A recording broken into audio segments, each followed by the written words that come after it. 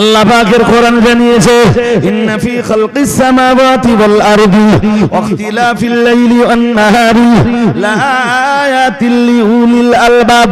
আল্লাহ পাক রব্বুল আলামিন জানিয়েছেন ইন্না ফি খালকিস সামাওয়াতি ওয়াল আরদি, আল্লাহ পাক রব্বুল আলামিন জানিয়েছেন নিশ্চয়ই আকাশের সৃষ্টির ভিতরে জমিনের সৃষ্টির ভিতরে ওয়া ইখতিলাফিল লাইলি ওয়ান নাহারি, আল্লাহ পাক পরের আয়াতেই বলেছেন রাত আর দিনের পরিবর্তনের ভিতরে রাত যায় দিন আসে, দিন যায় রাত আসে।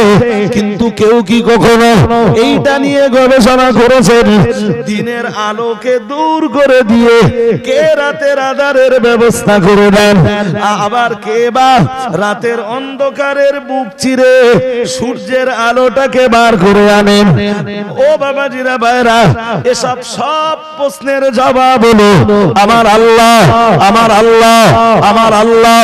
আল্লাহ পাক রব্বুল আলামিন কোরআনুল কারীমের অন্য আয়াতে জানিয়েছেন তুলিজুল লাইলা ফিন নাহারি ওয়া তুলিজুন নাহারা ফিল লাইলি। আল্লাহ পাক রব্বুল আলামিন জানিয়েছেন তিনি তো অথবা ও রব্বুল আলামিন আপনি তো অন্ধকারের ভিতর থেকে অন্ধকারকে দূর করে দিয়ে অন্ধকারের বুক চিরে আলোর ব্যবস্থা করে দেন। আল্লাহ তাআলা রাতের পরে আপনি তো মানুষের জন্য দিন আনয়ন করেন, আবার সূর্যের আলোটাকে ডুবিয়ে দিয়ে সূর্যের আলো ডুবিয়ে দিয়ে আপনি তো রাতের আধারের ব্যবস্থা করে দেন।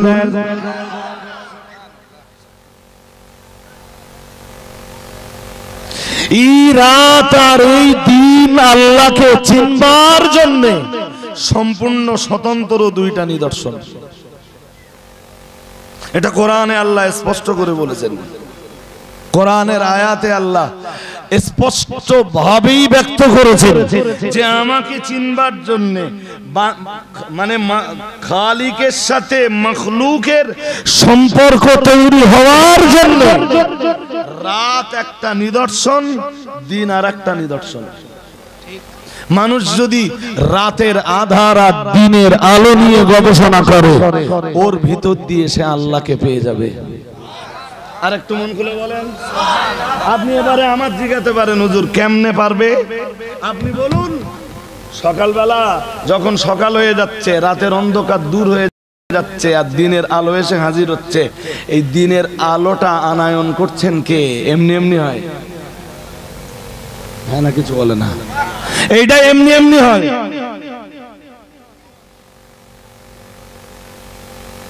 ইমাম শাফি রহমাতুল্লাহ আলাইহিকে জিজ্ঞেস করা হয়েছিল, তিনি চার মাযহাবের এক মাযহাবের প্রতিষ্ঠাতা, চারো মাযহাবের কোন এক মাযহাবের প্রতিষ্ঠাতা, তাকে জিজ্ঞেস করা হয়েছিল হুজুর আল্লাহ আছেন তার কোনো প্রমাণ?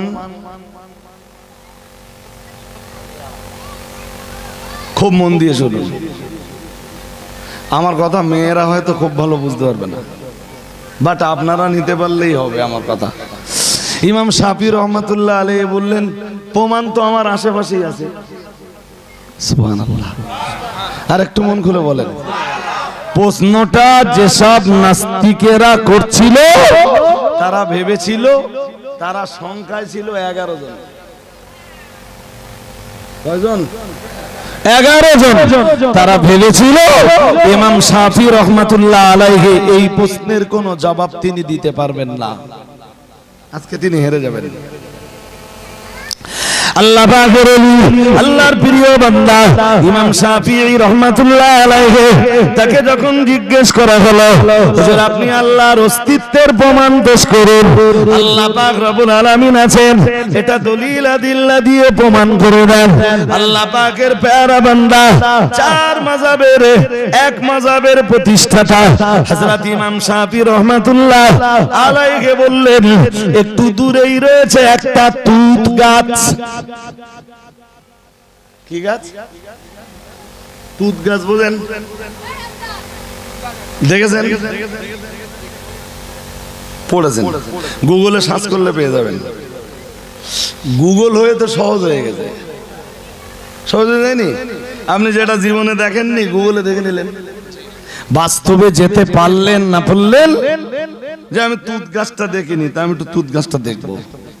গুগলে সার্চ করবেন, তুত গাছ চলে আসবে, দেখে নেবেন তুত ফল কিরকম হয়, গাছ কেমন হয়, গাছের পাতা কেমন হয়, শাখা পোশাখাগুলো, ওর পল্লবগুলো কেমনে অবস্থান করে, টোটালটা আপনি দেখে নিতে পারবেন। ইমাম শাফি রহমাতুল্লাহ আলাইহি বললেন, ওই একটা তুত গাছ দেখা যাচ্ছে, তোমরা দেখতে পাচ্ছ? বললেন জি পাচ্ছি। ইমাম শাফি বললেন, আল্লাহ আছেন, ওই তুত গাছটাই তার প্রমাণ। আর একটু মন খুলে বলেন কি প্রমাণ? বলতে হবে আপনাদের, বলতে হবে, বলুন। তুত গাছ, তুত, ওরে আরবিতে বলে ফিরসাদ, আর ইংরেজিতে সম্ভবত বলে ব্ল্যাকবেরি। সম্ভবত, আমি তো ইংরেজি ভালো জানি নে। যাই হোক, তো ইমাম শাফি বললেন, ওই যে গাছটা দেখা যাচ্ছে, ওই গাছের যে পাতা আছে, বললেন গাছ দিয়ে প্রমাণ করার দরকার হবে না, আমার আল্লাহ আছেন, এইটা গাছ, এইটা প্রমাণ করার জন্য আমার গাছের গুড়ি লাগবে না। ইমাম শাফি বললেন, আল্লাহর অস্তিত্ব আছে, আল্লাহ আছেন, এইটা প্রমাণ করার জন্য গাছের ডালপালাও লাগবে না। ইমাম শাফিকে জিজ্ঞেস করা হয়েছিল, হুজুর গাছটার কি দিয়ে আপনি আল্লাহর অস্তিত্বের প্রমাণ করবেন? ইমাম শাফি বললেন, তুত গাছের পাতা দিয়ে। আরেকটু মন খুলে বলুন, কি দিয়ে? তুত গাছের পাতায় আবার কি আছে যেখান থেকে আল্লাহর অস্তিত্বের প্রমাণ পাওয়া যায়? ইমাম শাফি বললেন, পাতা দেখতে পাচ্ছ তোমরা? বলেন পাচ্ছি। ইমাম শাফিঈ রাহমাতুল্লাহ আলাইহি বললেন ওই তুত গাছে আবার রেশম পোকা ধরে। কি পোকা? আরে বাবা, এই রেশমি কাপড়ের সুতোগুলো কিভাবে হয় তুই কেমনে জানলি? আর ও ভাই সাহেব, আপনারা বলতে পারতেছেন না, এই কচুটা কি বললে? তুত গাছের পাতায় এক প্রকার পোকা ঘুরে বেড়ায়, ওদেরকে বলে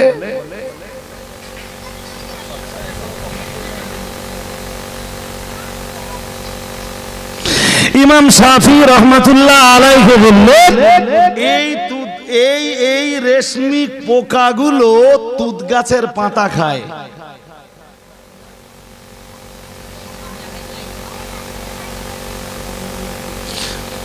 পরেই বললেন পাতা খাওয়ার পরে ওদের শরীর থেকে যেটা বার হয় সেটা হলো রেশমের সুতো। রেশমের ওরা বলল রেশমের সুতো বেরোয়, তা আমরা কি করব? ইমাম শাফি বললেন, একটু সবুর, লেট মি ফিনিশ, একটু ধৈর্য ধরো, আমাকে আরেকটু বলতে দাও। ওরা বলল, হুজুর বলুন। ইমাম শাফি খুব সুন্দর করে বললেন, শোনো, এই পাতাগুলোতে আবার কখনো কখনো মৌমাছিরা এসে বসে। কারা বসে? বললেন, এই পাতাই যখন মৌমাছিতে খায়, ওদের ভিতর থেকে বার হয় মধু। আর একটু মন খুলে বলে না, রেশমি পোকায় খায়, কি বার হয়? রেশমি সুতো। মৌমাছিতে খায়, কি বার হয়? মধু। বললেন মধু বার হয়, তা আমরা কি করব? এটা আল্লাহর অস্তিত্বের প্রমাণ কেমনে হলে? ইমাম শাফি বললেন, যারা সবর, আর একটু। আল্লাহ পাকের ওলি, আল্লাহর প্রিয় বান্দা, দুনিয়া বরেণ্য ইমাম শাফি রাহমাতুল্লাহ আলাইহি এরপরে আবার বললেন, শোনো, আবার এই তুত গাছের পাতাই যখন ছাগলে খায়, তুত গাছের পাতা যখন ছাগলের পেটের ভিতরে যায়, ছাগলের পেটের ভিতর থেকে কি বার হয়? কিছু বলেন না। আরে বাবা, কোনো পাতা ছাগল গরুর দিলেও কি দেবে? ওরে কি বলে আপনাদের এই মেদিনীপুরের ভাষায় কি বলে? নন্দীগ্রামের ভাষায় কি বলে? এই হেসছিস কেন? আমার কথা উত্তর দে বাবা। কি বলে ওই ছাগলে যখন পায়খানা, ছাগলের বিষটা কি বলে? ভালো বাংলায় বিষ না, বিষটা। অন্যভাবে আমরা বলবো কি, ওর আরবি নাম হলো বার অথবা রস।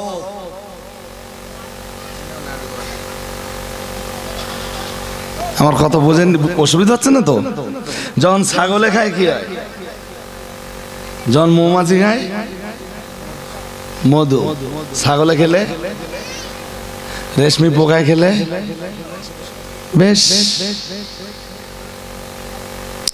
ওরা বলল হুজুর এর ভিতর দিয়ে আপনি আবার আমাদেরকে কি বোঝাতে চান? আল্লাহ পাকের ওলি, আল্লাহর প্রিয় বান্দা ইমাম শাফি রাহমাতুল্লাহ আলাইহি বললেন, এর ভিতর দিয়ে আমি তোমাদেরকে বোঝাতে চাইছি, আমার তো এখনো বলা শেষ হয়নি, আর একটা অপশন আমায় বাকি রয়েছে।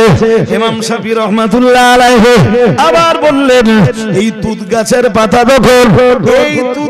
পাতা যখন কোন হরিণ খায়, তার ভিতর থেকে তখন বার হয় বেশকম্বরের মতো সুগন্ধি।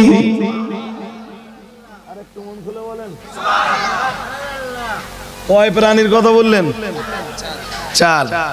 1 রেশমি পোকা, 2 এই ছেলে ঘুমাচ্ছি নাকি? আর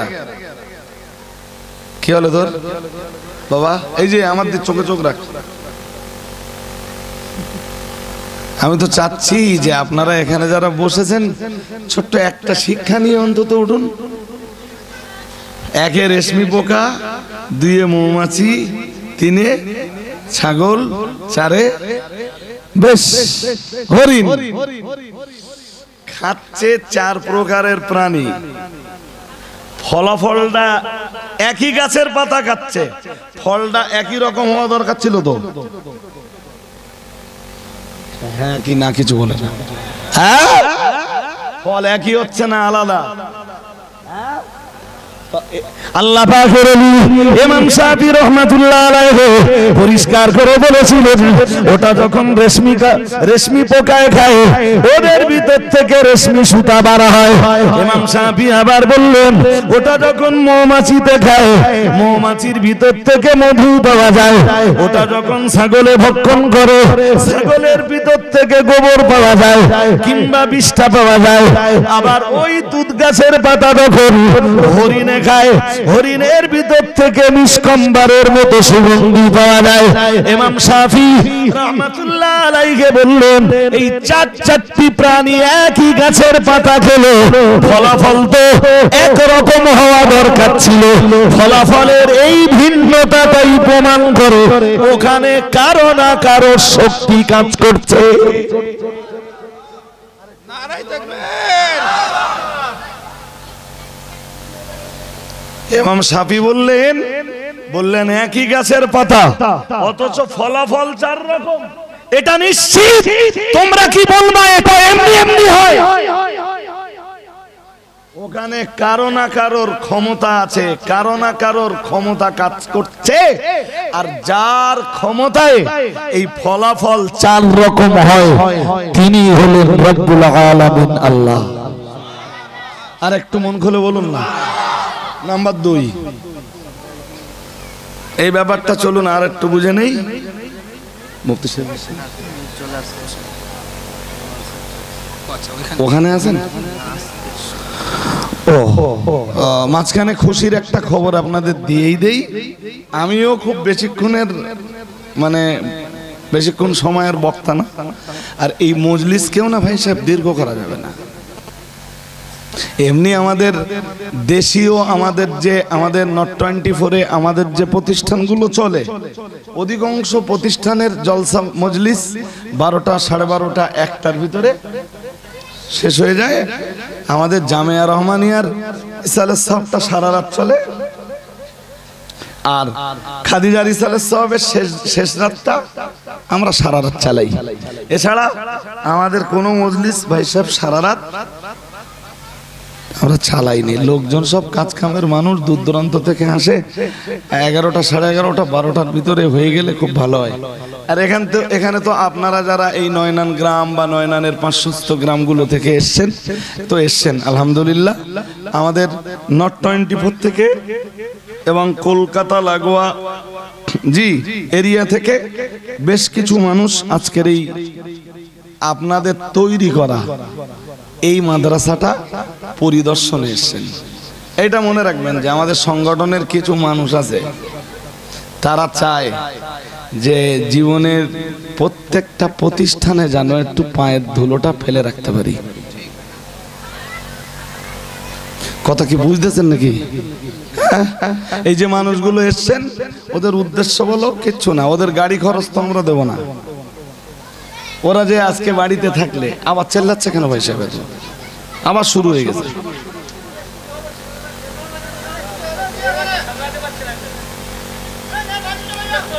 সেই পানাপুকুরি ডালা মারার মতন হচ্ছে, যেই ডালা মারি একটু সরে যায়, তারপর আবার ওরা আস্তে আস্তে একাকার হয়ে যায়। আমার দিকে মন দেন। নাম্বার 2 নম্বর বিষয়টা শুনলে আপনাদের খুব ভালো লাগবে, এখন দেবেন না, আমি লাগলে বলবো ইনশাল্লাহ। 2 নম্বর বিষয়টা, ইমাম আজম আবু হানিফা রহমাতুল্লাহ আলাইহি নাম শুনেছেন? হ্যাঁ না জোর করে বলুন। আমাদের ইমাম তো পৃথিবীর শ্রেষ্ঠ ইমাম, সুবহানাল্লাহ। তাই ইমাম আবু হানিফা রহমাতুল্লাহ আলাইহি একদিন মসজিদে বসে আছেন।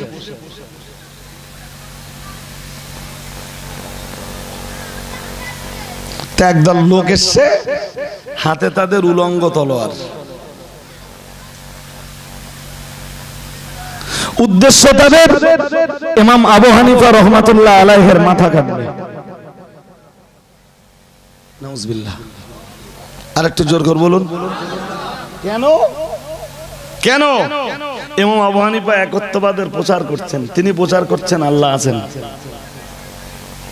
ওরা যারা এসছে ইমাম আবু হানিফা রহমাতুল্লাহ আলাইহির মাথা কাটবার অভিপ্রায় নিয়ে, ওদের বিশ্বাস আল্লাহর অস্তিত্ব নেই। তাই ওরা এসছে ইমাম সাহেবকে জিজ্ঞেস করবে আল্লাহর অস্তিত্ব আছে না নেই। ইমাম সাহেব যদি বলেন আছে, ইমাম সাহেবকে জিজ্ঞেস করবে যে তার দলিল কি। আপনারা যারা এখানে বসে আছেন, আপনাদেরই যদি জিজ্ঞেস করা যায় আল্লাহ আছেন, তার দলিল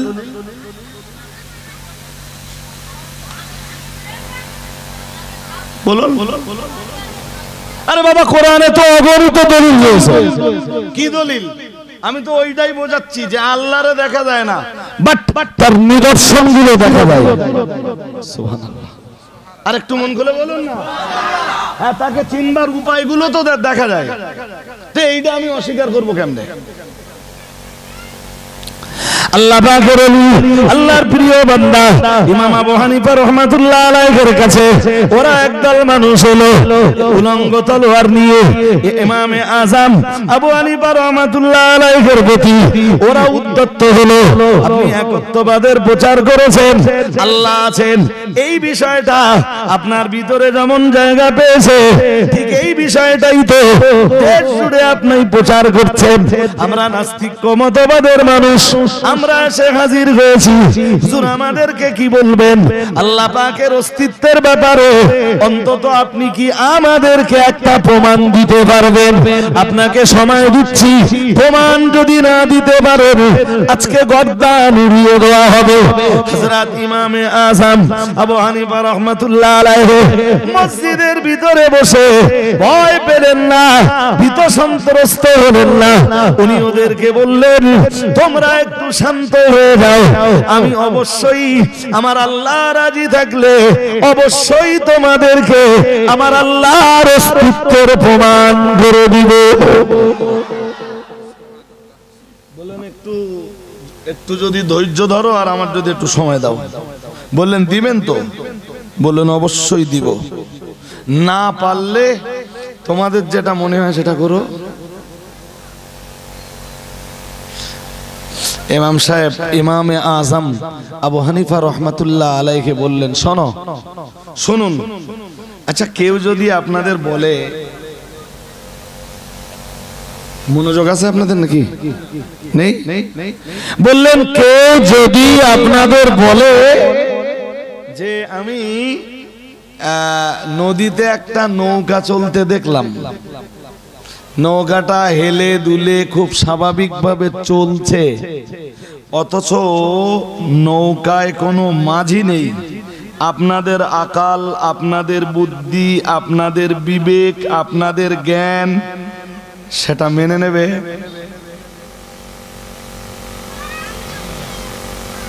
কথা বলে না। আর বাবা এই নৌকাগুলো যখন বাঁধা থাকে নদীর কিনারায়, নৌকায় যখন আর কাজ না থাকে, নৌকা রেখে যখন মাঝিরা চলে যায়, তখন কি মারে ওটা? কি বলে ওরে? কি বললে বুঝতে পারলাম না কামাল। গ্রাফিন। আমাদের দেশেও এরকম বলে। তা ও তো আমাদের অত চাষ টাস নেই, তো আমরা অত ভালো জানি না। এরপরেও দেখবেন ওটা যা মারে মারে, এরপরে একটা দড়ি দিয়ে বেঁধে দেয়। কেন? কাঁচি এরা মোটা কাঁচি দিয়ে বেঁধে দেয় নৌকাটা। ডাঙায় কোনো গাছের সাথে হোক, খোটার সাথে হোক, ওটা বাঁধা থাকে। গ্রাফিন যা মারা থাকবে, এরপরও বেঁধে দেবে। কেন? জোয়ার বা ভাটার টানে নৌকা যেন এখান থেকে কোথাও চলে। তাহলে একটা নৌকা চলার জন্য কি দরকার? চোর করে বলে না, কি দরকার? বেশ,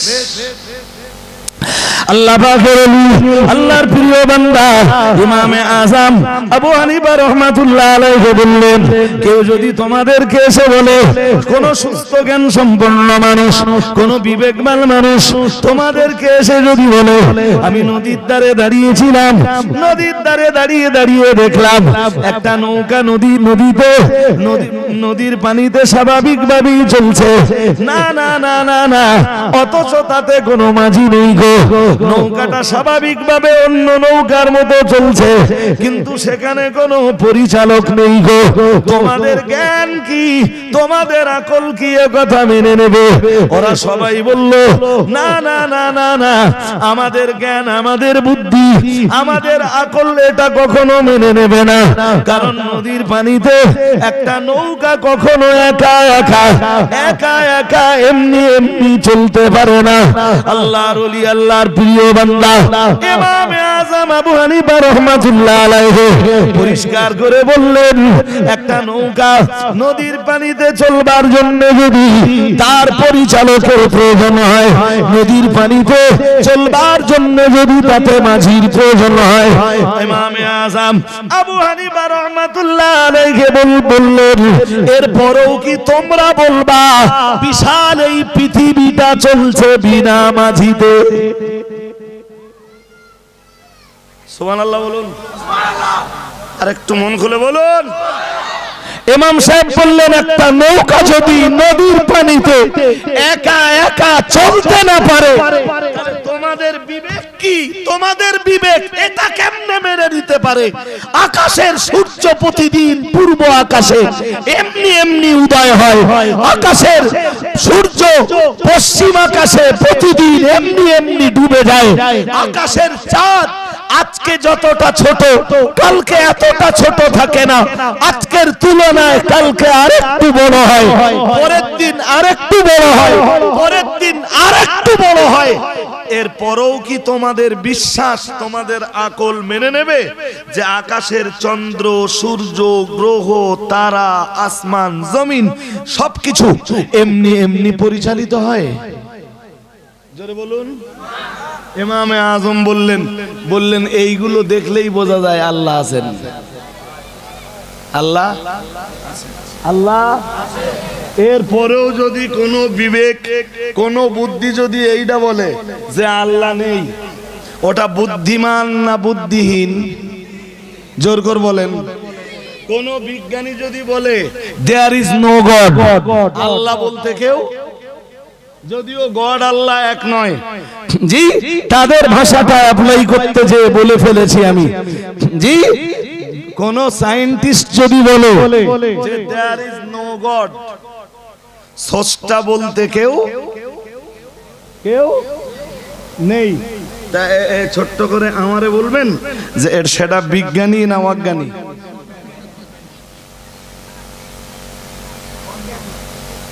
এই তো ভালো বুঝতেছেন। এবার বলুন তো বিবেকবান কারা?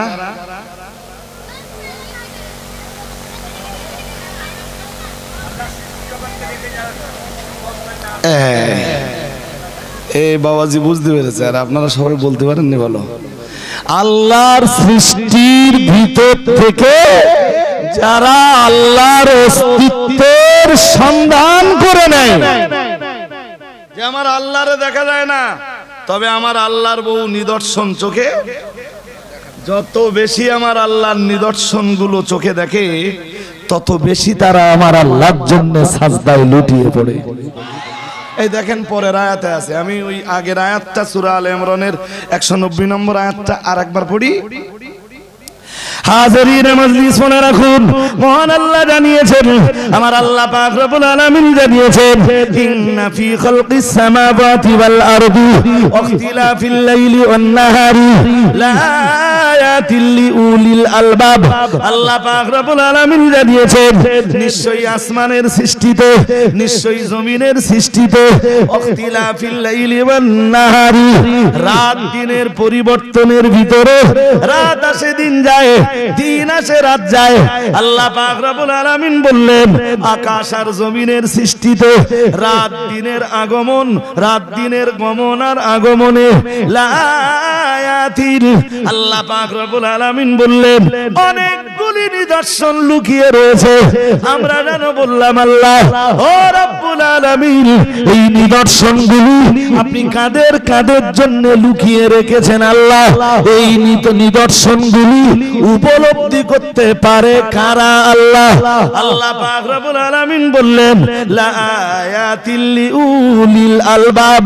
আল্লাহ পাক রব্বুল আলামিন বললেন, এই পৃথিবীর বিবেকমান যারা, এই পৃথিবীর বুদ্ধিমান যারা, এই পৃথিবীর চতুর যারা, এই পৃথিবীর মাটিতে, আল্লাহর আকাশের নিচে, আল্লাহর জমিনের উপরে বিচক্ষণ সম্প্রদায় যারা, তারা আমার আল্লাহর আকাশ সৃষ্টির ভিতরে, আমার আল্লাহর জমিনের সৃষ্টির ভিতরে রাত আর দিন যে তিনি পরিবর্তন করে থাকেন, এর ভিতর দিয়েই আমার আল্লাহর নিদর্শনগুলো খুঁজে পায়। আরেকটু মন খুলে বলেন। আজ এই পর্যন্ত মাথায় রেখে এবার একটা কথা শুনে নেন। অসুবিধা হচ্ছে আপনাদের নাকি? হয় না তো?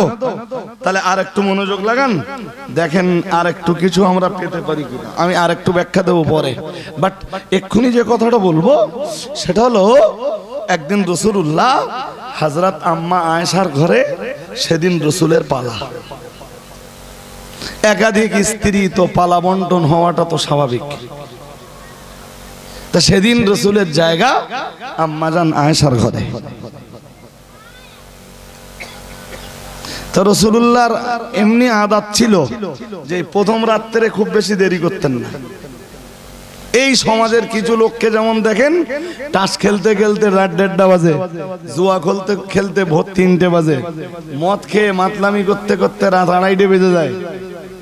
জি, আল্লাহওয়ালা লোকেরা বলো এই জিনিস করে না। আল্লাহওয়ালা যারা, রাতের ইবাদতের সাথে সম্পৃক্ত যারা, রাতের ইবাদতের সাথে জড়িয়ে আছে যারা, তারা কি করে? এশার নামাজ আওয়াল ওয়াক্তে পড়ে নেয়। পড়ে নিয়ে তাদের তো বিশ্বাসে রয়েছে বা তাদের আমলে রয়েছে, রাত্রে উঠে একটু সালাত আদায় করতে হবে। কিসের সালাত? তাহাজ্জুদ। কিসের সালাত? তাদের বিশ্বাসে রয়েছে একটু তাসবিহ তাহলিল করতে হবে, ইস্তেগফার করতে হবে, ক্ষমা চাইতে হবে, আল্লাহর কাছে একটু চোখের পানি ফেলতে হবে। তারপরে হয়তো মনে করুন ওই 11:30 12টার দিকে উঠলো, 1:30 2টোর দিকে আবার ঘুমিয়ে পড়লো। তো ওই শুয়ে পড়লো, তো ভাবলো আল্লাহ আজান হলে যেন আমার ঘুম ভেঙে যায়, আজান হলে। আর ওই 2 ঘন্টার জন্য আবার শুয়েছে, তো উইদাউট অ্যালার্মেই আবার ঠিক 4:30 ঘুম ভেঙে যাচ্ছে। 4:30 ঘুম ভেঙে শুনতে পাচ্ছে মসজিদে ফজরের আজান হচ্ছে। আর যারা নামাজি যে কটা লাভ, এই শুয়েছে রাত 11টায় ধরুন, পরের দিন 7টায় উঠতেছে, তাও ঘুমির ওরে ওখান থেকে যদি আবার আরো 24 ঘন্টা ঘুমাতে শুরু,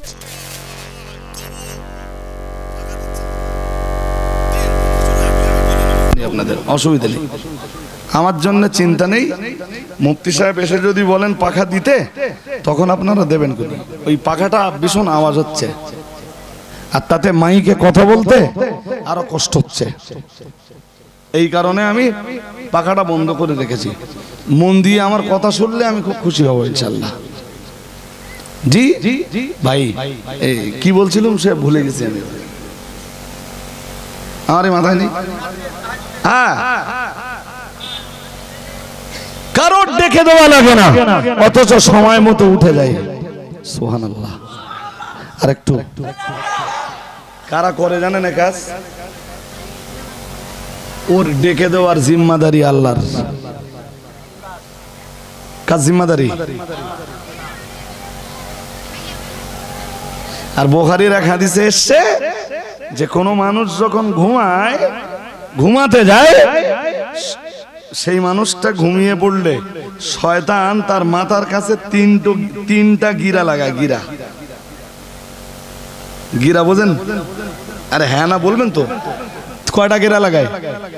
3 গিরা লাগায়। জি, হাদিস শরীফে এসেছে, রাসূল বলেছেন আল্লাহর বান্দা যখন ঘুম ছেড়ে ওঠে, বুখারীর হাদিসে আসছে, আল্লাহ পাকের বান্দা যখন ঘুম ছেড়ে ওঠে, ঘুম ছেড়ে উঠেই বলে আলহামদুলিল্লাহিল্লাযী আহয়ানা বা'দা মা আমাতানা ওয়া ইলাইহি নুশুর। প্রিয় নবী মুহাম্মদুর রাসূলুল্লাহ সাল্লাল্লাহু আলাইহি ওয়াসাল্লাম নবী আমার জানিয়ে দিয়েছেন, যখন সে ঘুম ছেড়ে উঠেই আল্লাহর প্রশংসা করে, আমার আল্লাহর কৃতজ্ঞতা করে, সঙ্গে সঙ্গে প্রথম গিরাটা খুলে যায়। ও বাবাজিরা ভাইরা, নবী আমার এরপরে জানিয়ে দিয়েছেন ওয়াইদা তাবাদ্দা, এরপরে আল্লাহর বান্দা যখন ফজরের নামাজের জন্য উযু শুরু করে, নবী আমার জানিয়ে দিয়েছেন সঙ্গে সঙ্গে তার দ্বিতীয় গিরাটাও খুলে যায়। বান্দা ঘুম ছেড়ে উঠলো, আল্লাহর প্রশংসা করলো, প্রথম গিরাটা খুলে গেল, এরপরে বান্দা উযু করলো, যেই না উযু করলো দ্বিতীয় গিরাটা খুলে গেল। তাহলে শয়তান দিয়েছিল 3 গিরা, 2 গিরা খুলে গেল, সামনে থাকলো আর 1 গিরা। দয়ার নবী রাসূলুল্লাহ জানিয়েছেন ওয়াইদা সাল্লাহ, আল্লাহ পাকের রাসূল জানিয়েছেন আল্লাহর বান্দা এরপরে যেই না ফজরের নামাজে দাঁড়ায়, সঙ্গে সঙ্গে 3 নম্বরের গিরাটাও খুলে যায়। আরেকটু মন খুলে বলেন, গিরা ছিল কয়টা? খুলে গেল কয়টা? 3টে।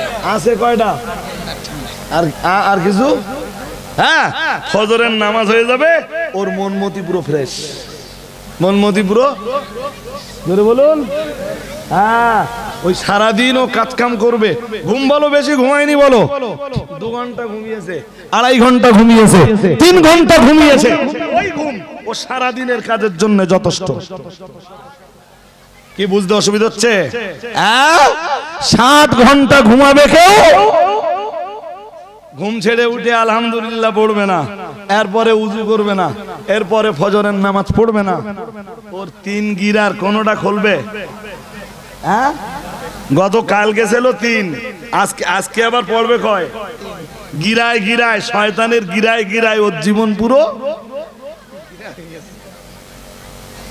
কি শুরু হয়েছে দেখেছেন? আচ্ছা বলেন, এরকম পরিবেশে ওয়াজ করা ভাই সত্যি খুব টাফ। নইলে আপনারা ভালোই কথা শুনছেন, মানে আপনারা যতটা মানে ভালো কথা শুনছেন, আমার যেভাবে শুনছেন, আমি আশা করিনি যে এত ভালোভাবে আমার কথা আপনারা নিবেন বা নিতে পারবেন, আমি আশা করিনি। জি, কিন্তু এই আওয়াজ বন্ধ হলে ভীষণ ভালো হতো। যাক, এরপরেও আমার সৌভাগ্য যে আমি নয়নান মাদ্রাসাতে আসতে পেরেছি। আলহামদুলিল্লাহ বলেন, আরে বলুন না আলহামদুলিল্লাহ। নবীজি বলেন এই 3 গিরা যখন আল্লাহর কোন বান্দা কেটে ফেলে, খুলে ফেলে, ফাসবাহা নাশিতান তাইয়িবান। সুবহানাল্লাহ।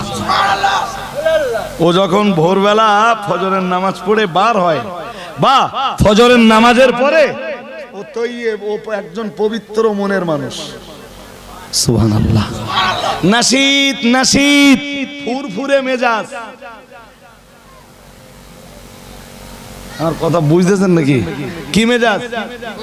হ্যাঁ, ফজরের নামাজ কালাম পড়িনি, সেই গিরো সেইভাবে রয়েছে। কেউ বাড়ি গেলে দেখবেন তার উপরে কিরাম মেজাজ করে। মুখের দিকে তাকানো যায়, মুখের দিকে মনে হয় যে টর্চ লাইট মেরে দেখি কে এরম হয় কেন বলবেন তো? মেজাজটা এমনি নষ্ট হয় কি ভাই সাহেব? বুঝতে অসুবিধা হচ্ছে নাকি? হ্যাঁ, এই জন্য আল্লাহওয়ালারা কি করে বলুন তো? মনে আছে কি বলেছিলাম? আল্লাহওয়ালারা যারা ভাবে যে আমাকে রাতের ইবাদত করতে হবে, ওরা এদিকে খুব বেশি ডিলে করে না। এশার নামাজ পড়লো, এসে কিছু হালকা খাবার খেলো। ওরা খাবারও খায় হালকা, কারণ বেশি খাবার খেলে ওরা আল্লাহর ইবাদত করতে।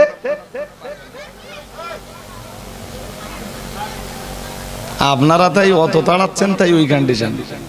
আর আমি কত বলবো? তো ওখানে মা বোনরা তো আছে, বাচ্চাগুলো তো সামলাতে পারে। আমি বলতিস তাই শুনতেছ না, তো কমিটির কথা শোনে।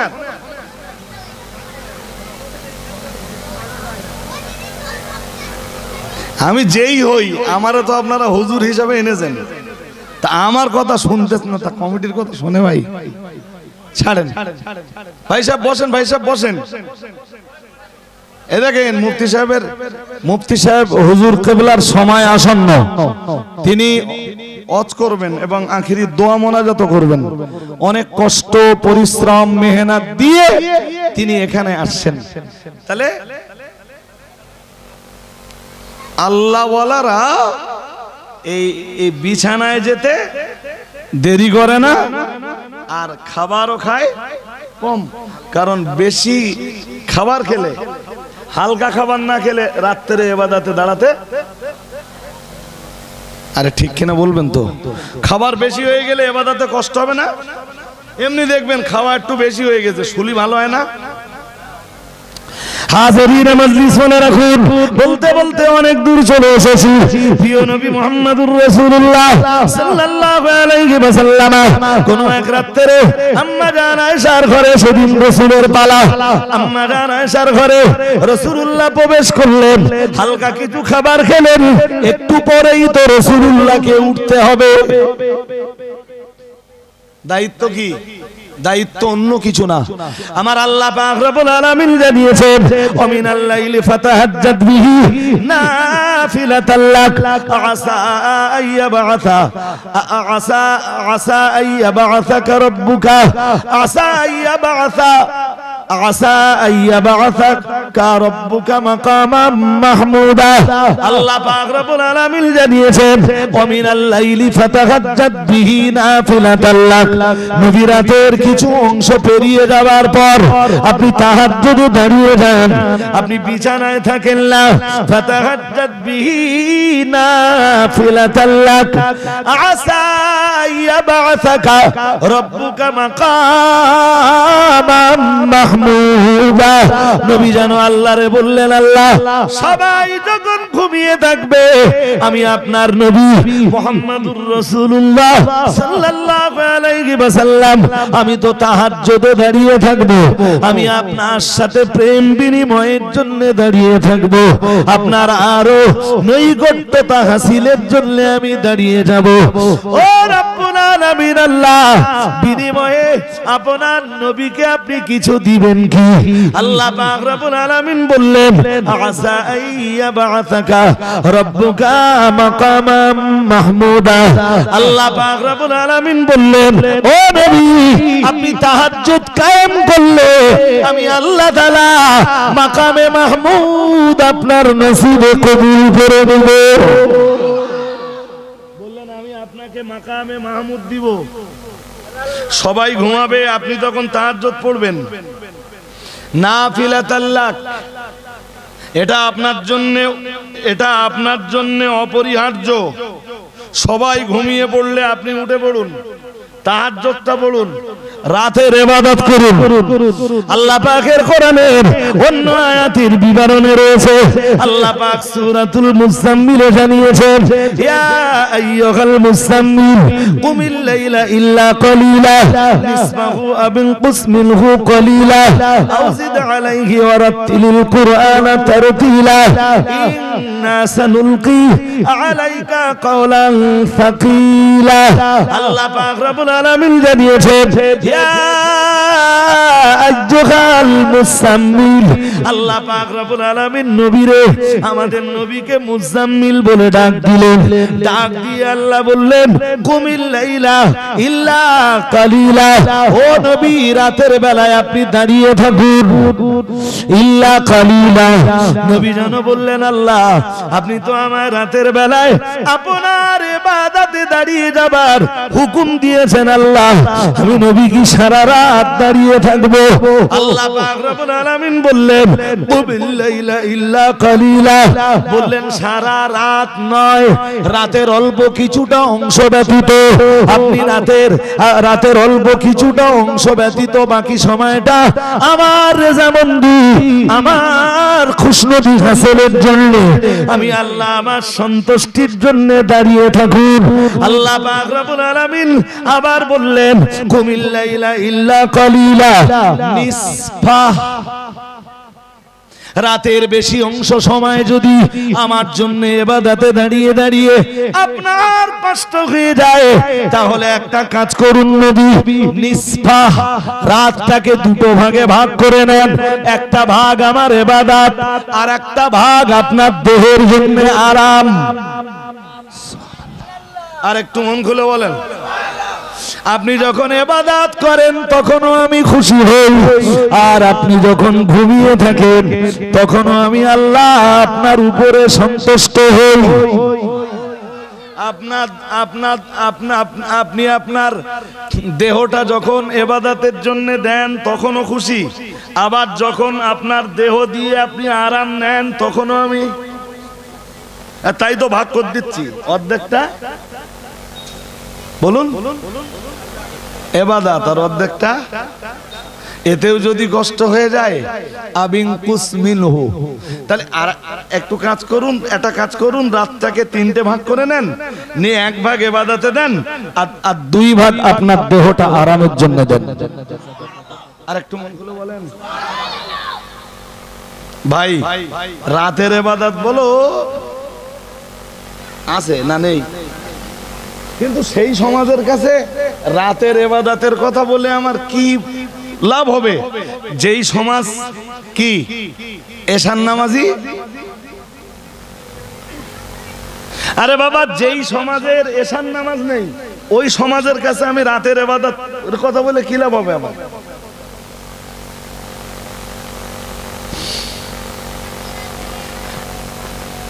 ইমানদারের কাছে কোন নামাজ ভারী না, সব নামাজ হালকা। সুবহানাল্লাহ বলুন। আর মুনাফিকের কাছে দুটো নামাজ খুব ভারী। হাদিসে এসেছে বুখারীতে, লাইসা সালাতুন আসকালা আলাল মুনাফিকিন আল ইশা ওয়াল ফজর। নবীজি বলেন মুনাফিকের কাছে দুই নামাজ ভারী। কয় নামাজ? জোর করে বলে না। মুনাফিকের কাছে দুই নামাজ খুব ভারী, এশার নামাজ আর।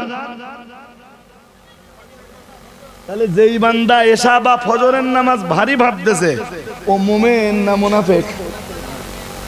কিছু বলে না। যেই ব্যক্তি এশা আর ফজরের নামাজকে ভারী ভাবতেছে ও মুমিন, ইমানদার না মুনাফিক? বুঝতে অসুবিধা হচ্ছে? ছাড়ুন এসব কথা। তো রাসূলুল্লাহ আম্মা আয়েশার ঘরে এলেন, এসে কিছুক্ষণ পরে বললেন, আয়েশা আমার অনুমতি দাও না আমি সালাতে দাঁড়াই। সুবহানাল্লাহ।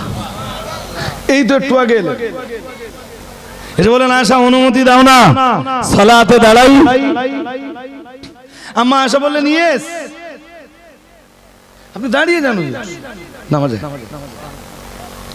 আম্মা জান আয়েশা সিদ্দিকা রাদিয়াল্লাহু তাআলা আনহার বিছানা ত্যাগ করে রাসূলুল্লাহ নামাজের মুসাল্লা নিলেন, নামাজের মুসাল্লায় দাঁড়িয়ে গেলেন, সালাত আদায় করা শুরু করলেন। ও বাবাজিরা ভাইরা, সেদিনের সালাতের ভিতরে রাসূলুল্লাহ যখন কিয়ামে ছিলেন, নামাজের ভিতরে রাসূল যখন দাঁড়িয়ে ছিলেন, আমার নবী কাঁদছিলেন, আমার নবীর চোখ দিয়ে পানি গড়িয়ে পড়ছিল। নবী আমার রুকুতে গেলেন, তখনও নবী কাঁদছিলেন। নবী আমার সাজদায় গেলেন, তখনও নবী আমার কাঁদছিলেন। কাঁদতে কাঁদতে কাঁদতে কাঁদতে রাত অতিবাহিত হয়ে গেল, ফজরের রক্ত আসন্ন হয়ে গেল। আল্লাহ নবীর প্রিয় সাহাবী হযরত বিলাল রাদিয়াল্লাহু তাআলা আনহু মসজিদে নববীতে প্রবেশ করলেন। আমার নবীর কান্নার আওয়াজ তখনও বন্ধ হয়নি। সারাটা রাত ধরে আমার নবী চোখের পানি ফেলেছেন, সারাটা রাত আমার নবী কান্নাকাটা করেছেন। হযরত বিলাল মসজিদে নববীতে এসে তখনও তিনি কান্নার আওয়াজ পাচ্ছেন। এটা অন্য কারো মানুষের কান্নার আওয়াজ নয়, এটা আমার নবীর কান্নার আওয়াজ। হযরত বিলাল আস্তে আস্তে রাহমাতুল লিল আলামিনের কাছাকাছি হয়ে গেলেন। ইয়া রাসূলুল্লাহ, ইয়া হাবিবাল্লাহ, হুজুর আপনি কাঁদছেন। হযরত বিলাল বললেন আতাবকি ওয়াকাদ গফারাল্লাহু লাকা মা তাকদ্দামা মিন যামবিকা ওয়া মা তাআখার। ইয়া রাসূলুল্লাহ, ইয়া হাবিবাল্লাহ, আমি বিলাল আপনাকে কাঁদতে দেখছি, হুজুর আপনার কান্নার আওয়াজ শুনতে পাচ্ছি। ওয়াকাদ গফারাল্লাহু লাকা মা তাকদ্দামা মিন যামবিক ওয়া মা তাআখার। ইয়া রাসূলুল্লাহ, ইয়া হাবিবাল্লাহ, আপনার আগের পরের সব আমার আল্লাহ ক্ষমা করে দিয়েছেন। ইয়া রাসূলুল্লাহ, ইয়া হাবিবাল্লাহ, এরপরও আপনি কাঁদছেন। আমি বিলাল বুঝলাম না।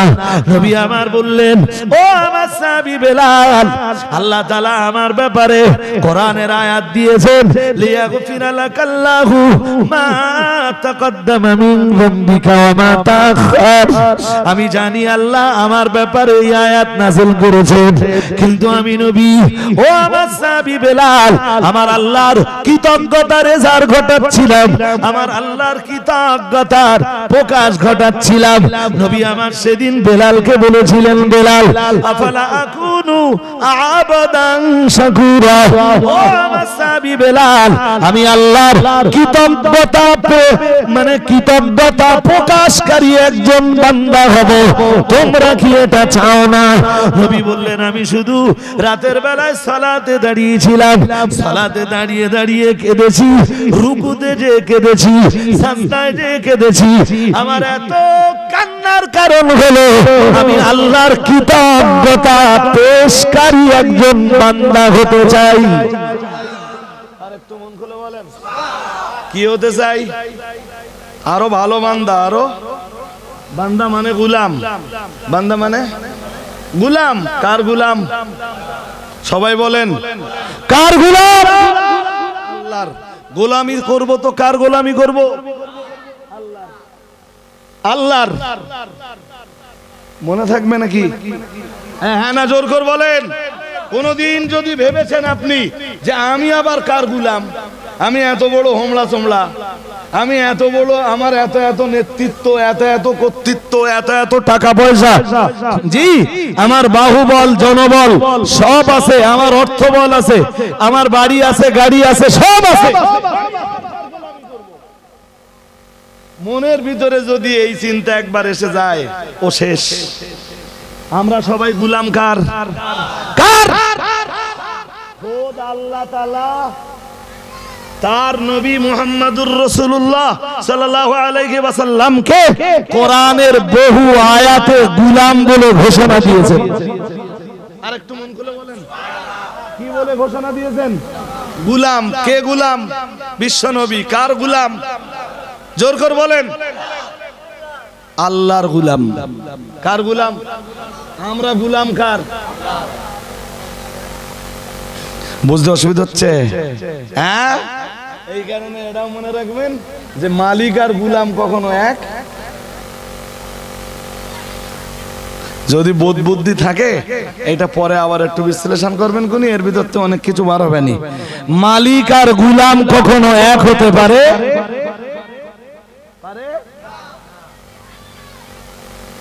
আর আল্লাহ আর আল্লাহর রসুল কখনো এক হতে পারে। আমার কথা এবার বুঝতে পারেননি? বলো, আগেরটা বুঝলেন যে মালিক আর গুলাম এক হতে পারে না, ওটা তো ভালোই বুঝলেন। তা পরেরটা বলেন, সুতরাং আল্লাহ এবং তার রসুল এক। সবাই বলেন এক। একজন মালিক আর একজন কে? একজন খালিক আর একজন মাখলুক। হাজির মজলিস মনে রাখুন, আমি আপনাকে এই জায়গাটায় আটকে থাকতে চাই না।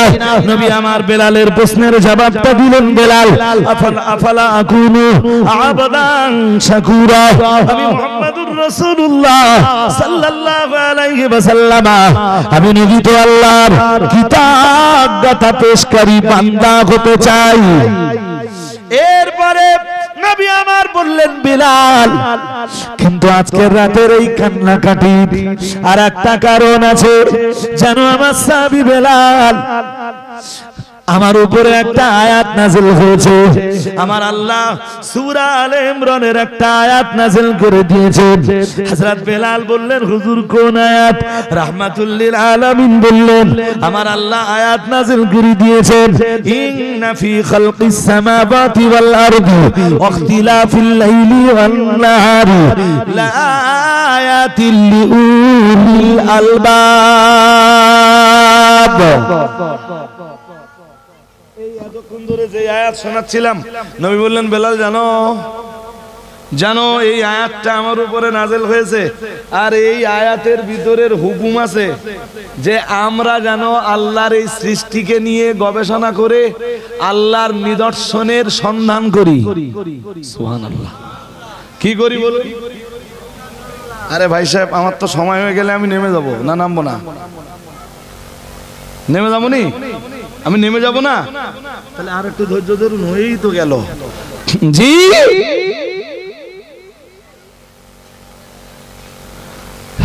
আর একটু শুনবেন না? এখনো তো নট ক্লিয়ার রয়ে গেছে। হ্যাঁ, আর এই আয়াতের সার কথা হলো, পৃথিবীর বিচক্ষণ সম্প্রদায়ের ভিতরে তারাই অন্তর্ভুক্ত হতে পেরেছে। বিবেকবান আর বুদ্ধিমান বলে তারাই গণ্য হতে পেরেছে, যারা আকাশ আর জমিনের সৃষ্টি নিয়ে গবেষণা করেছে, যারা রাত দিনের পরিবর্তন নিয়ে গবেষণা করেছে, তারাই হলেন পৃথিবীর বিবেকবান, বুদ্ধিমান, চালাক, চতুর। আর একটু মন খুলে বলেন, আরো আওয়াজ দিয়ে বলেন। মন বলো আপনাদের খুব একটা স্থির নেই কেন বলুন তো? কি হয়েছে? মন ছটফট করলে তো আমি তো পরের কথা আর বলে বোঝাতে পারবো না তো। হ্যাঁ, আল্লাহ তো ওর পরের আয়াতটা, ওর ঠিক পরের আয়াতটা আগের আয়াতের ব্যাখ্যা। কি বললেন? তাহলে বুদ্ধিমান, বিবেকবান, চাক্ষুষ্মান বা বিচক্ষণ সম্প্রদায়ের অন্তর্ভুক্ত যারা, তারাই আল্লাহ সৃষ্টি নিয়ে গবেষণা করে, সৃষ্টি নিয়ে। আর ওর ভিতর দিয়ে আমার আল্লাহর নিদর্শনের ভিতর দিয়ে আল্লাহর নিদর্শনগুলোকে ফলো করে আমার আল্লাহর নৈকট্যতা হাসিল করতে চাই। তাই আমরা যেন জিজ্ঞেস করলাম, আল্লাহ বিবেকবান কারা, বুদ্ধিমান কারা, চাক্ষুষ্মান কারা, চতুর চালাক কারা? আপনি যদি আরেকটু বলতেন আল্লাহ, আমরা আরেকটু ক্লিয়ার হয়ে যেতাম। আল্লাহ পাক রব্বুল আলামিন পরের আয়াতটা আবার নাযিল করলেন। আল্লাহ পাক রব্বুল আলামিন বললেন, আল্লাযীনা ইয়াযকুরুনাল্লাহা قياما وقعودا وعلى جنوبهم ويتفكرون في خلق السماوات والأرض ربنا ما خلقت هذا باطلا سبحانك فقنا عذاب النار الله পাক রব্বুল আলামিন জানিয়েছেন আল্লাযীনা ইয়াযকুরুনাল্লাহা কিয়ামা আমরা জানো আমাদের রবকে আবার জিজ্ঞেস করলাম আল্লাহ এই পৃথিবীর বিবেকবান বুদ্ধিমান কারা মহান আল্লাহ জবাব দিলেন বুদ্ধিমান তারা আল্লাযীনা ইয়াযকুরুনাল্লাহা কিয়ামা ওয়া কুউদা ওয়া আলা জুনুবিহিম আল্লাহ পাক রব্বুল আলামিন বললেন দাঁড়িয়ে দাঁড়িয়ে যারা আমার জিকির করে যেদিন জিকির করবার মানে যেদিন জিকিরে দাঁড়ানোর মতো ক্ষমতা না থাকে বসে বসে বসে বসে আমার জিকির করে আল্লাযীনা ইয়াযকুরুনাল্লাহা কিয়ামান ওয়া কুউদা ওয়া আলা জুনুবিহিম যেদিন বসবার মতো ক্ষমতা না থাকে সেদিন যারা শুয়ে থাকা অবস্থায় শায়িত থাকা অবস্থাতেও আমি আল্লাহ আমার জিকিরের কথাটা ভুলে যায় না শুয়ে থাকা অবস্থাতেও যারা আমার জিকির করে আমার আকাশের নিচে আমার জমিনের উপরে তারাই হলো বিবেকবান বুদ্ধিমান তারাই হলো চাক্ষুষমান তাদের চোখ আছে তারা চোখওয়ালা তারা কারণ আগের আয়াত থেকে আমরা কি বুঝলাম তারা আল্লাহর নিদর্শন দেখে আল্লাহরে চিনে নেয় এরপরে আল্লাহর জন্য সাজদায় লুটিয়ে পড়ে আল্লাহর জন্য বলুন বলুন আল্লাহর জন্য সাজদায় লুটিয়ে পড়ে জি তো তথা আল্লাহর ইবাদত করে এখানে তো জিকিরের অনেক ব্যাখ্যা জি তো এমনি আলেমদেরকে জিজ্ঞেস করলে আলেমরা বলবেন যে কোনো মুহাক্কিক আলেমকে জিজ্ঞেস করলে মুহাক্কিক আলেমরা জবাব দিবেন যে আল্লাহর জিকিরের সর্বোচ্চ পর্যায় হলো সালাত আল্লাহর জিকিরের সর্বোচ্চ পর্যায় হ্যাঁ কেউ যদি সালাত বাদ দিয়ে সব সময় আল্লাহ আল্লাহ আল্লাহ আল্লাহ আল্লাহ আল্লাহ ইল্লাল্লাহ ইল্লাল্লাহ ইল্লাল্লাহ ইল্লাল্লাহ করে ওর হক আদায় হবে না যারা নামাজি তারা বুদ্ধিমান যারা আল্লাহ জিকির করে তারা বলুন বুদ্ধিমান বিবেকবান আর যারা আল্লাহ জিকির না করে ওরা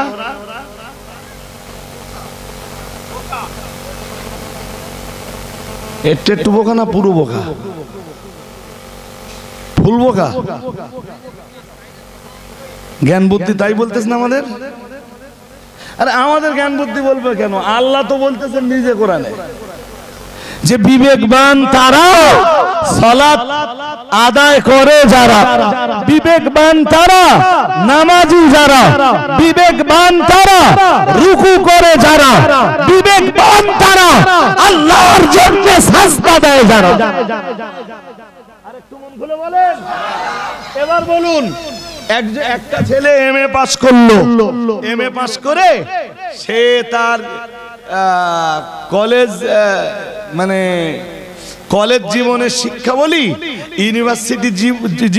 ইউনিভার্সিটি লাইফের শিক্ষা বলি স্কুল লাইফের শিক্ষা বলি প্রাইমারি লাইফের শিক্ষা বলি সব রকমের শিক্ষা তার ভিতরে থাকার পরেও সে আল্লাহকে চিনলও না আল্লাহর জন্য সাজদাও দিল না বুদ্ধিমান না বুদ্ধিহীন জোর করে বলেন আমাদের কি হতে হবে কথা বলে না আওয়াজ দিয়ে বলেন আমাদের কি হতে হবে বুদ্ধিমান বুদ্ধিমান হতে গেলে কি করতে হবে হ্যাঁ এই মাদ্রাসার ছেলেগুলো যারা মাদ্রাসায় থাকে কোরআন পড়ে তো হ্যাঁ তো যার জীবনে কোরআন নেই তার আছেটা কি কি চ্যাম্পিয়ন করে আল্লাহ পাক রব্বুল আলামিন সূরা আর রহমানের ভিতরে জানিয়েছেন আর রহমান আল্লামাল কোরআন খালাকাল ইনসান আল্লামাহুল বায়ান। আল্লাহ পাক রব্বুল আলামিন বললেন আর রহমান দয়াময়। আমরা জানো বললাম কে দয়াময়? আল্লাহ পাক রব্বুল আলামিন বললেন আল্লামাল কোরআন, দয়াময় তিনি যিনি কোরআন শিখিয়েছেন। আর একটু মন খুলে বলেন, বুঝতে বোধহয় অসুবিধা হয়েছে। দয়াময় কে? সবাই বলুন। আরে বাবা দয়াময় কে? আজকে যেভাবে বলছে এইভাবে বুঝতে হবে আপনাদের। দয়াময় কে? আজকে কি বলেছি? আর রহমান দয়াময়। আমরা জানো আল্লাহকে জিজ্ঞেস করলাম আল্লাহ কে কে কে দয়াময়? আল্লাহ পাক রব্বুল আলামিন বললেন আল্লামাল কোরআন, দয়াময় তিনি কোরআন শিখিয়েছেন যিনি।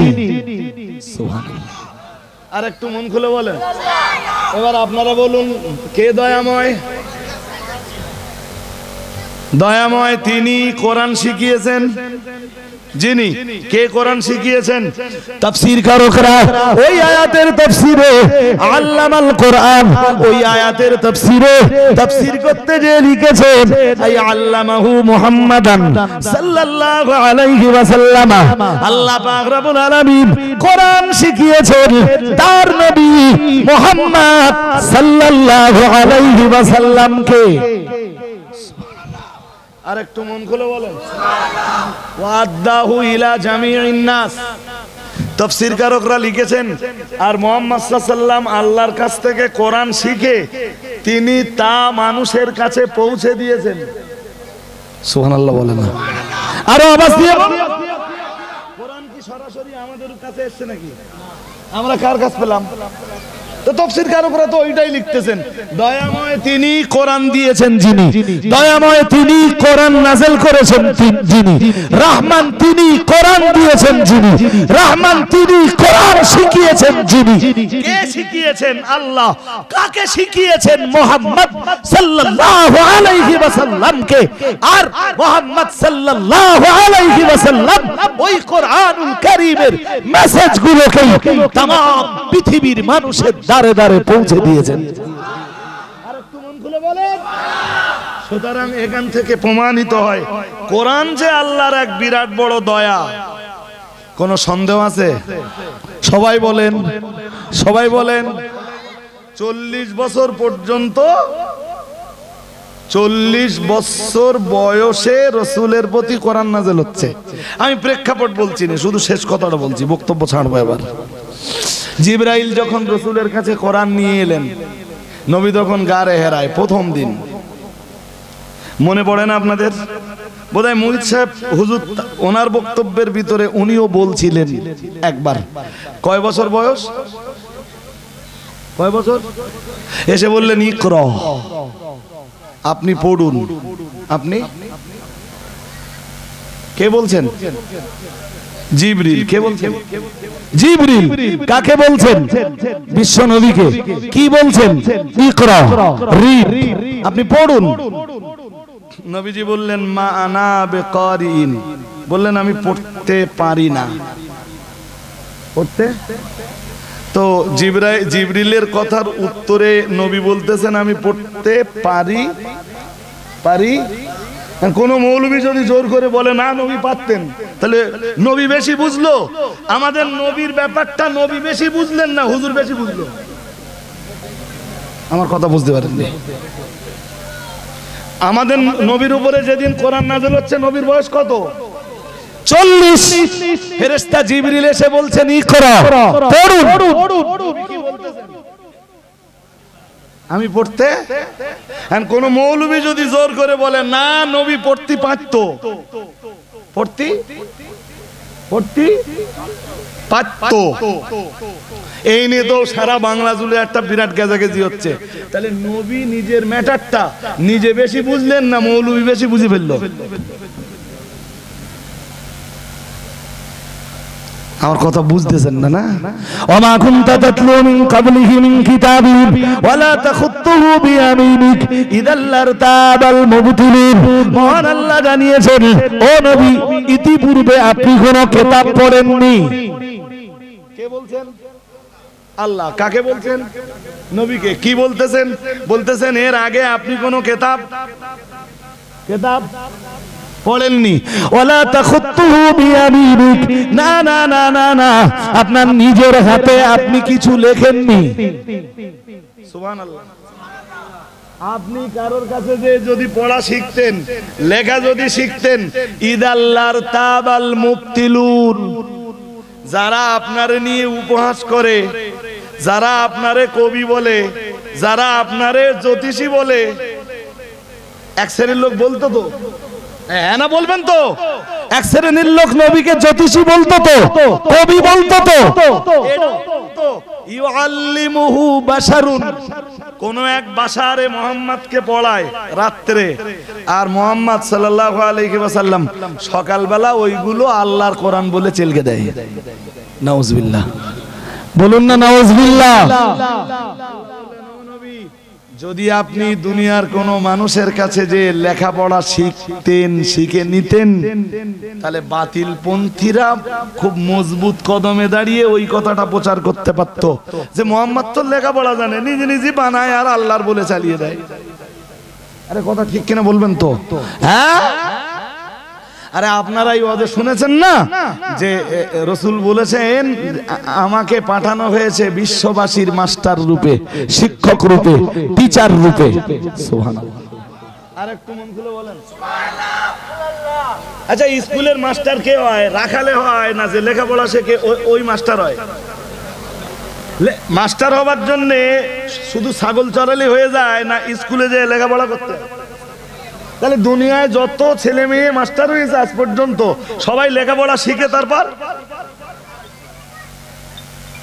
তুমি লেখাপড়া শিখেছো ভাই, মাস্টার হয়েছো, এতে তোমার কৃতিত্বের আর কি আছে? কৃতিত্ব তো পৃথিবীর সেই মানুষটার, সম্মান তো পৃথিবীর সেই মানুষটার, মর্যাদা তো পৃথিবীর সেই মানুষটার, যিনি পৃথিবীর কোন মাস্টারের কাছে লেখাপড়া শেখেননি, অথচ তাকেই আল্লাহ তাম পৃথিবীবাসীর মাস্টার করে পাঠিয়েছেন। আরেকটু মন করে বলেন, তুমি লেখাপড়া শিখেছো, মাস্টার হয়েছো, তো এটা আবার তোমার কি আছে? মর্যাদা তো তার যিনি কারোর কাছে পড়েননি অথচ সবার মাস্টার। সুবহানাল্লাহ বলে না? তো তখন এটা নবীর এক মুজিজা হলো যে তিনি কারোর কাছে পড়লেন না অথচ সবার মাস্টার। সুবহানাল্লাহ বলতে পারেন না? আর যদি মৌলবীরা জোর করে বলে না নবী পড়তেছিল, তাহলে বুঝতে হবে যে এসব মৌলবীরা নবীর এসব মুজিজা অস্বীকার করতে চায়। আমার কথা বুঝতে অসুবিধা হচ্ছে?